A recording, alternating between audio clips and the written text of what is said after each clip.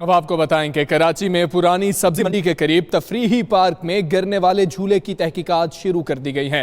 Police और technical टीमों ने पार्क पहुंचकर गिरने वाले झूले का जायजा लिया।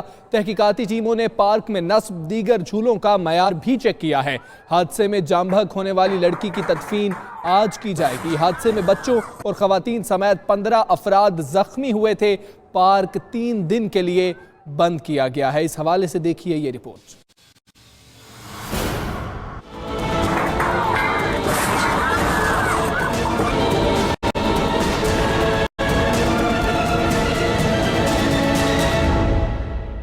तफरीही पार्क में झूला गिरने का वाकया, झूला क्यों गिरा, तहकीकात शुरू कर दी गई। पुलिस की टीमें भी सुबह पार्क पहुंची और टेक्निकल माहिरीन की टीमें भी। देखा जा रहा है कि झूले आलमी मियार के मुताबिक नस्ब किए गए थे या नहीं। पार्क में नस्ब दीगर झूलों का मियार भी चेक किया गया। गुज़श्ता रोज हादसे में जाँ बहक होने वाली लड़की 12 साल कश्फ की तदफीन भी आज की जाएगी।